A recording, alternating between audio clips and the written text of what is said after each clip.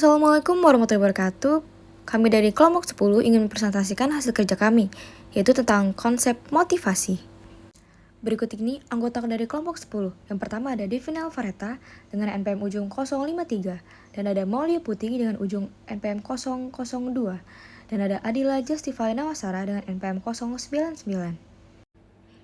Baik, dalam materi konsep motivasi, terdapat pula tentang mendefinisikan motivasi.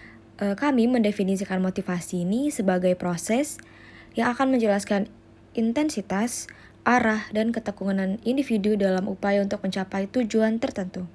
Kemudian, terdapat teori awal motivasi. Ada 4 teori motivasi karyawan yang dirumuskan selama tahun 1950-an, meskipun sekarang masih dipertanyakan validitasnya. Mungkin beberapa ada yang masih terkenal. Kemudian ada hierarki kebutuhan teori. Yang pertama, fisiologis, yang mana meliputi tentang rasa lapar, haus, tempat berteduh, seks, dan kebutuhan tubuh lainnya. Kemudian ada keamanan, yang mana meliputi tentang keamanan dan perlindungan dari bahaya fisik maupun emosional. Selanjutnya ada sosial, yang meliputi rasa kasih sayang, rasa memiliki, penerimaan, maupun persahabatan. Kemudian ada harga diri. Nah, di harga diri ini terdapat 2 faktor, yaitu faktor internal dan eksternal. Dalam faktor internal sendiri, mencakup dari seperti harga diri, otonomi, dan prestasi. Kalau di faktor eksternal sendiri, terdapat seperti status, pengakuan, maupun perhatian. Kemudian, ada aktualisasi diri, yang mana dimaksudkan kita tuh mampu menjadi apa yang kita inginkan, termasuk pertumbuhan, pencapaian potensi, maupun pemenuhan dari diri kita. Nah, selanjutnya dalam hierarki kebutuhan Maslow ini terdapat piramida. Yang pertama ada aktualisasi diri, menghargai, sosial, keamanan, dan fisiologis. Nah, aktualisasi diri di samping itu merupakan teori Maslow yang sudah mendapat pengakuan luas, terutama di kalangan manajer yang sedang berpraktik. Hal ini secara intuitif, logis, dan tentunya mudah dimengerti. Selanjutnya itu ada teori X dan teori Y. Menurut Douglas McGregor, ia mengajukan 2 pandangan yang berbeda tentang manusia. Satu pada dasarnya itu negatif dilabeli dengan teori X, dan yang lainnya pada dasarnya positif akan dilabeli dengan teori Y. Selanjutnya akan dilanjutkan oleh Maulia Putri. Kepada Maulia Putri dipersilahkan. Selanjutnya yaitu teori 2 faktor. Secara signifikan dan mengarahkan Hertzberg ke teori 2 faktor juga disebut teori motivasi higienis. Faktor intrinsik seperti kemajuan, pengakuan, tanggung jawab, dan pencapaian tampaknya terkait dengan kepuasan kerja.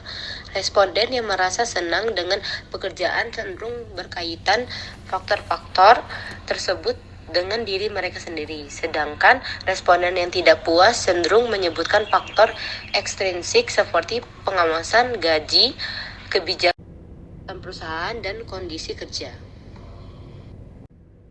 Menurut Hertzberg, faktor-faktor yang menyebabkan kepuasan kerja terpisah dan berbeda dari faktor-faktor yang menyebabkan ketidakpuasan kerja.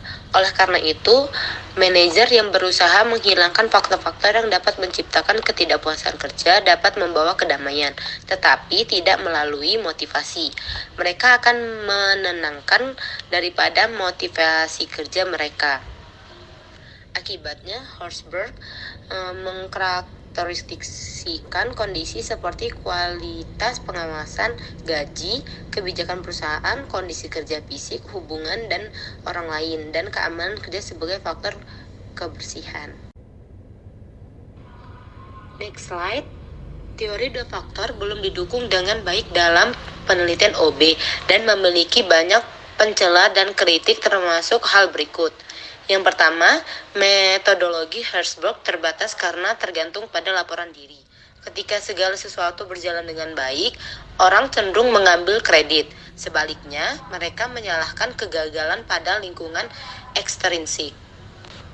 Kedua, keandalan metodologi Hertzberg dipertanyakan. Penilai harus membuat interpretasi sehingga mereka dapat mencemari temuan dengan menafsirkan satu respon dalam satu cara sambil memperlakukan respon serupa secara berbeda. Yang ketiga, tidak ada ukuran kepuasan yang tidak digunakan.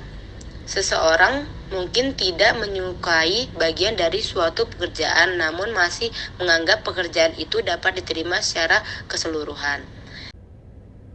Yang keempat, Herzberg mengasumsikan hubungan antara kepuasan dan produktivitas, tetapi dia hanya memiliki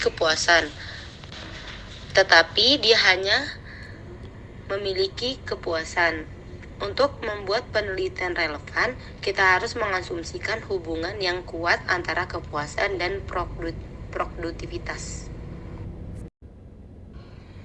Next slide. Selanjutnya yaitu teori kebutuhan McShellen. Teori kebutuhan McShellen dikembangkan oleh David McShellen dan rekan-rekannya. Teori kebutuhan ini memandang 3 kebutuhan. Yang pertama, need for achievement adalah dorongan untuk unggul untuk mencapai dalam hubungan dengan seperangkat standar. Yang kedua, need for power adalah kebutuhan untuk membuat orang lain diperlakukan dengan cara yang tidak mereka inginkan memiliki sebaliknya. Yang ketiga, need for affiliation adalah keinginan untuk interpersonal yang ramah dan dekat hubungan. Next slide, yaitu teori motivasi kontemporer. Teori-teori awal motivasi tidak bertahan di bawah pemeriksaan ketat atau tidak disukai. Sebaliknya, teori kontemporer memiliki satu kesamaan masing-masing memiliki tingkat dokumentasi pendukung yang valid. Ini tidak berarti mereka tidak diragukan lagi benar. Kami menyebutkan teori kontemporer karena mereka mewakili keadaan pemikiran saat di dalam penjelasan motivasi karyawan. Selanjutnya, teori penentuan nasib sendiri. Teori ini juga mengunsulkan bahwa selain didorong oleh kebutuhan akan ekonomi, orang mencari cara untuk mencapai kompetisi dan hubungan positif dengan orang lain. Sejumlah besar penelitian mendukung teori penentuan nasib sendiri. Banyak penelitian tentang teori penentuan nasib sendiri di OB setelah fokus pada teori evolusi kognitif yang berhipotesis bahwa penghargaan ekstrinsik akan mengurangi minat intrinsik dalam tugas. Next slide. Selanjutnya yaitu teori keterlibatan kerja. Keterlibatan kerja adalah bahwa kontribusi sebagian berlebihan dan sikap kerja seperti kepuasan atau stres. Namun, kuesioner keterlibatan biasanya menilai motivasi dan penyerapan dalam tugas sangat berbeda dengan kuesioner kepuasan kerja. Keterlibatan juga dapat diprediksi hasil kerja yang penting lebih baik daripada sikap bekerja tradisional. Individu mungkin tumbuh begitu terlibat dalam pekerjaan mereka, peran bahwa tanggung jawab keluarga menjadi tanggungan yang tidak diinginkan.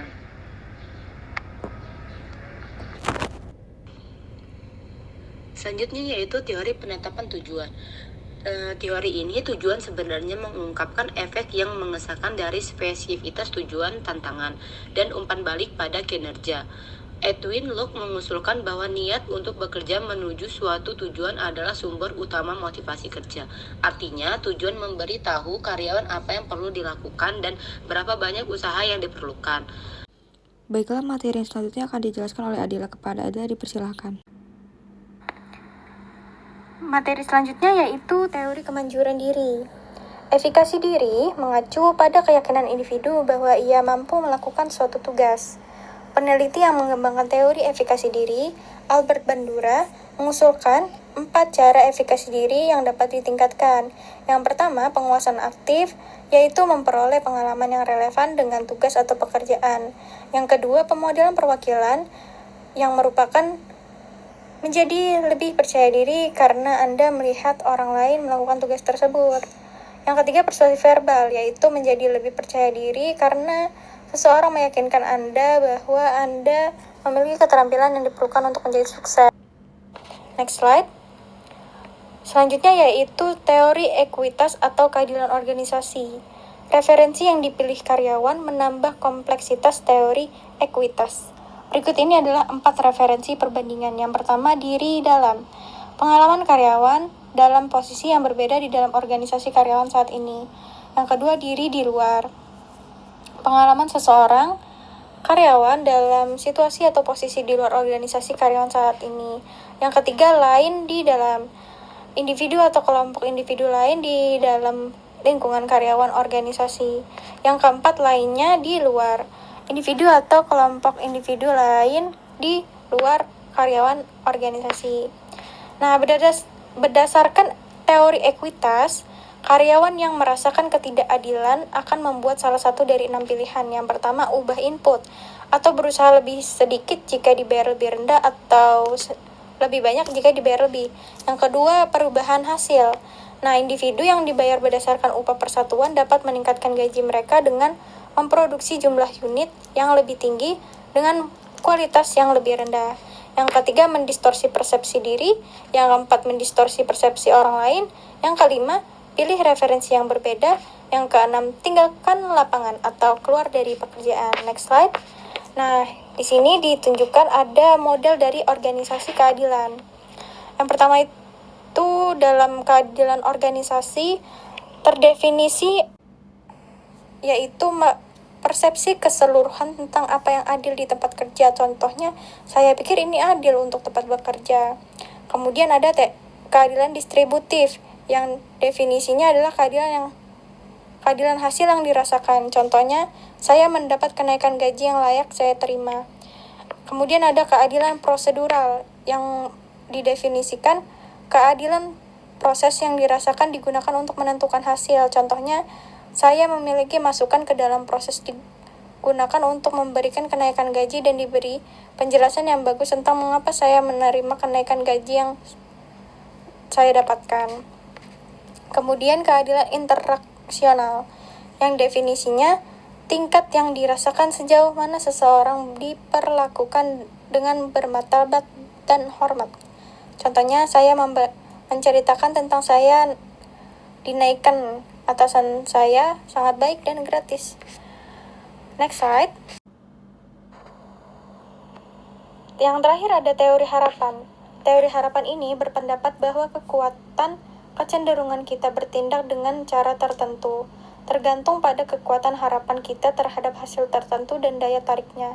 Dalam istilah yang lebih praktis, karyawan akan termotivasi untuk menggerakkan upaya tingkat tinggi ketika mereka yakin itu akan mengarah pada penilaian kinerja yang baik, bahwa penilaian yang baik akan menghasilkan penghargaan organisasi seperti kenaikan gaji dan atau penghargaan intrinsik, dan bahwa penghargaan akan memuaskan tujuan pribadi karyawan. Oleh karena itu, teori ini berfokus pada 3 hubungan. Yang pertama, hubungan upaya kinerja. Probabilitas yang dirasakan oleh individu bahwa menggerakkan sejumlah upaya tertentu akan menghasilkan kinerja. Yang kedua, hubungan kinerja dan hadiah. Sejauh mana tingkat individu percaya melakukan pencapaian tertentu akan mengarah pada pencapaian hasil yang diinginkan. Yang ketiga, hubungan imbalan dan tujuan pribadi. Sejauh mana imbalan organisasi memenuhi tujuan atau kebutuhan pribadi individu dan daya tarik imbalan potensial tersebut bagi individu tersebut. Baiklah, sekian presentasi dari kami. Terima kasih dan wassalamualaikum warahmatullahi wabarakatuh.